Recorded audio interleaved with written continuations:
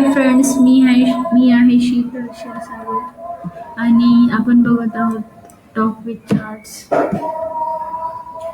आज आपण टायटनला बघूया, अनालिसिस करूया. आज आपण मी ओपन केलेला आहे आता टायटनचा इयरली चार्ट. ठीक आहे, आपण बघूया. हे आहे 1 इयरचा चार्ट. याच्यामध्ये बघा कुठून प्राइस येत आहे बघू आपण. 2000 टायटन हा स्टार्ट झालाय बघा कधी 99 पासून. ओके, हे आहेत 99 पासूनच्या कॅन्डल्स. आपण बघू शकता इथपर्यंत 2019 पर्यंत टायटन हा फुल्ली साइडवेज होता. त्याच्यानंतर 2017 पासून हा कंटिन्यू वरच आहे. आता त्यांनी एक कॅन्डल तयार केलेली आहे, म्हणजे अजून नाही पूर्ण झालेली. आता ऑगस्ट चालू आहे, सप्टेंबर, ऑक्टोबर, नोव्हेंबर, डिसेंबर, अजून 4 महिने आहेत वर्ष संपायला. मग त्यानंतर आपल्याला समजेल की हे कुठंपर्यंत, म्हणजे ही रेड कॅन्डल होईल का, मग बेस कॅन्डल होईल का, ग्रीन कॅन्डल होईल. ह्या पुढच्या 4 महिन्यात आपल्याला समजून जाईल वर्षाची कॅन्डल. ठीक आहे, तर आपण सध्याची जी लाईव्ह कॅन्डल आहे ती नाही अनालिसिस करणार, फक्त आपण त्याचा अंदाज लावू शकतो. मी डिलीट करते याच्यावरचं सगळं रिमूव्ह.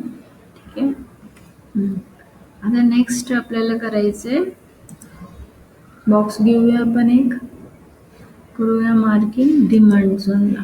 हा आहे डिमांड झोन कोणाचा, टायटनचा इयरचा डिमांड झोन आहे तो. आपण जाऊ 6 मंथवर. हे बघा तुम्हाला वॉटरमार्क मध्ये दिसत असेल टायटन 6 मंथचा टायटन कंपनी. ठीक आहे, टायटनचा सेक्टर आहे कन्झ्युमर ड्युरेबल. ठीक आहे, मग कन्झ्युमर ड्युरेबलचा तुम्ही इंडेक्स पण कम्पेअर करू शकता याच्यासोबत. आपण बघू हाफ इयर मध्ये हा आहे इथं. ठीक आहे, हाफ इयर मध्ये आपल्याला हा डिमांड झोन मिळेल, हा वाला, यातला कोइन्साइडिंग डिमांड झोन. बरोबर, हा झाला 6 मंथचा. त्याच्यानंतर 6 मंथ मध्ये आपल्याला 2 डिमांड झोन, 3 मंथ. आता आपण क्वार्टर मध्ये जाऊया. हाफ इयर मधून आलेलो 3 मंथ्स म्हणजेच क्वार्टरच्या टाइम फ्रेम मध्ये आपण हे बघा, हा एक डिमांड झोन आणि हा एक डिमांड झोन, 2 डिमांड झोन भेटले आपल्याला. ओके, तर हे 2 डिमांड झोन आपण बघू. याच्यानंतर याच्यामध्ये कुठून प्राइस रिॲक्ट झाली ते बघूयात.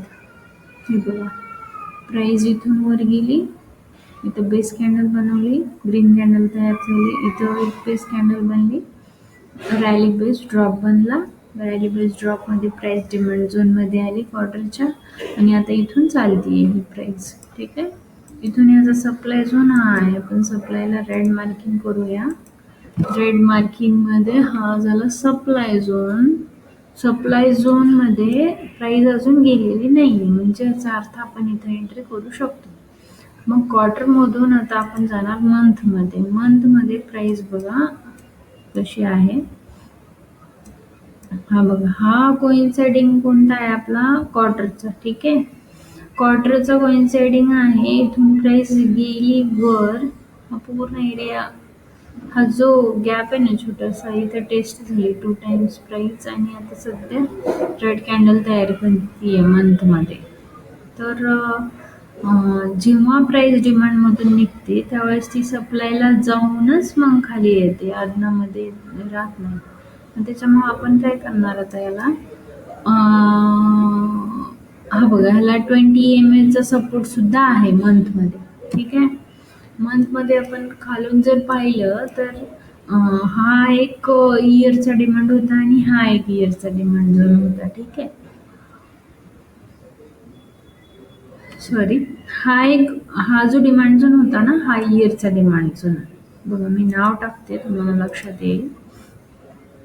हा वाला जो आहे ना, हा इयरचा डिमांड झोन, इयर डिमांडचा.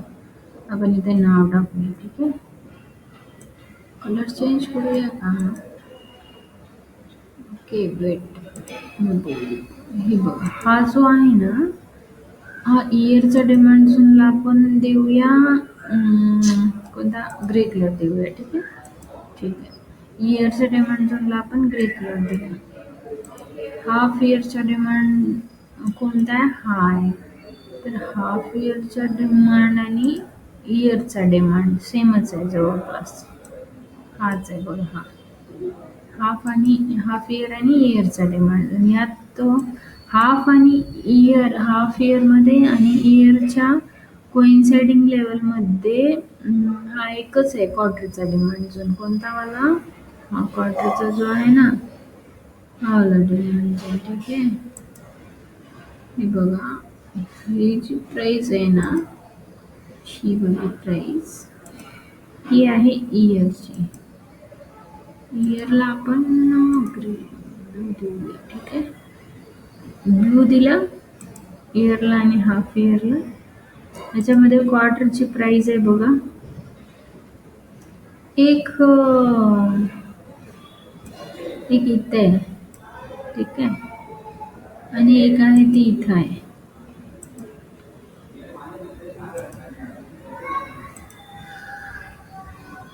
ही एक आहे आणि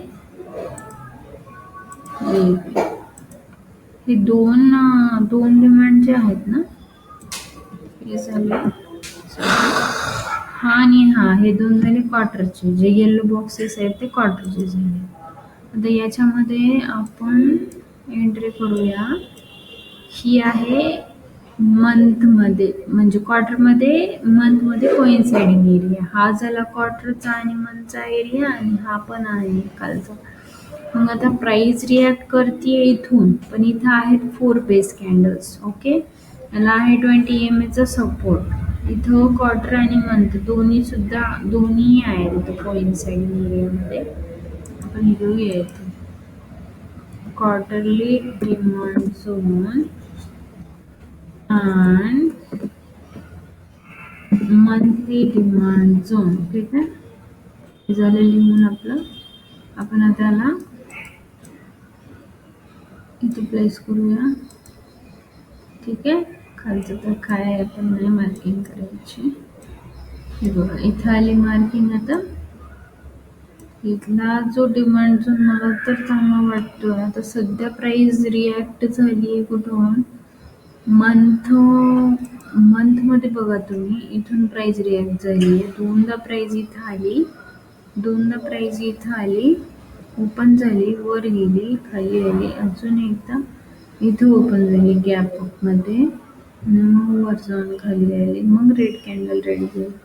म्हणजे इथला टेस्टेड एरिया केलाय त्याने, खाली पण दोनदा वर, आणि इथं EMA आहे. तर आपण बघू काय झालं नंतर, बघू आपण वीकमध्ये कुठला एरिया आपल्याला मार्क करता येईल. हा एक एरिया आहे वीकमध्ये, पण हा एरिया तुटलेला आहे, त्याच्यामुळं आपण याच्यावर भरोसा नाही करू शकत. आणि ही प्राइस इथूनच चाललेली आहे, इथल्या सप्लायला अडून मग ती खाली डिमांडमध्ये आली प्राइस.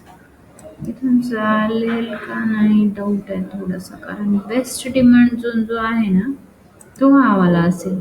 हा बघा,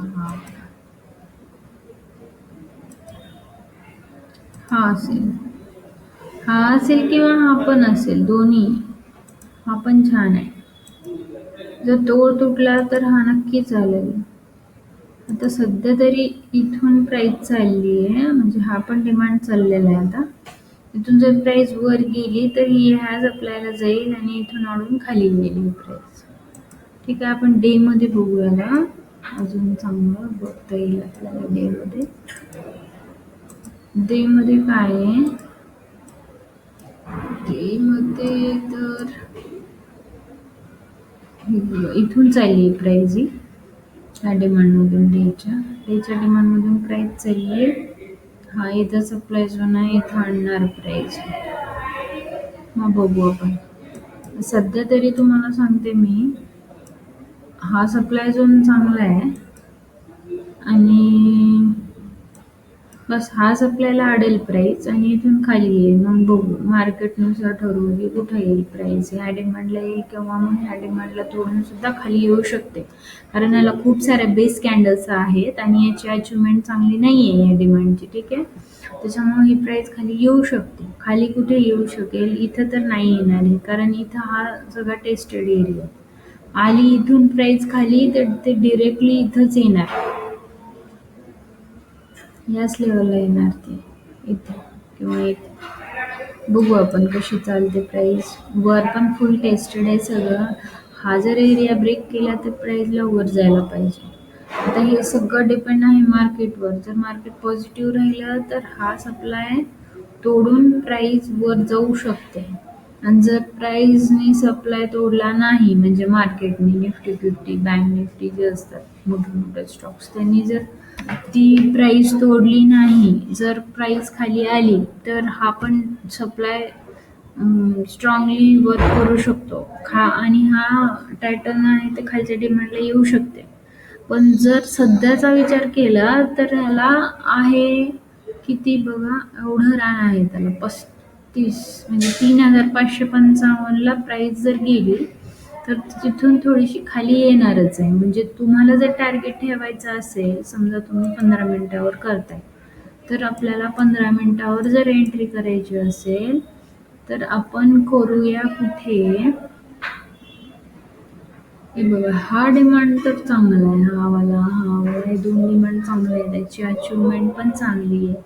मग हा वाला डिमांड चांगला आहे. पण इथं एंट्री करू शकतो किंवा इथं एंट्री करू शकतो. इथून प्राइस वर जाते. ठीक आहे. तर आपण इथं एंट्री करायची. जर 15 मिनिटवर करत असताल तर खूप स्ट्रॉंग डिमांड घ्यायला लागेल. हा असा छोटा मोठा डिमांड जो नाही चालणार. जशी याची अचिव्हमेंट आहे ना ह्या डिमांडची की यांनी हा मूव्ह आणि हा मूव्ह तोडलेला आहे म्हणून हे डेफिनेटली चालेल हा वाला डिमांड. त्याच्यामुळे आपण इथून एंट्री करू शकतो. ह्याची एंट्री असेल 3238 3238 रुपीज ह्याची एंट्री असेल 15 मिनिटवर. ठीक आहे. वाजला 15 मिनिटचा एंट्री असू शकते 15 मिनिटवर. आणि जर हा ब्रेक झाला तर मग तो डिरेक्टली खालीच येईल. पूर्ण इथंच येईल ते हा डिमांडलाच येईल. ठीक आहे. आता मी कशाला नाव टाकलं नाहीये. जर तुम्ही कन्फ्यूज होत असताल तर मग एक मिनिट मी नाव टाकते इथं.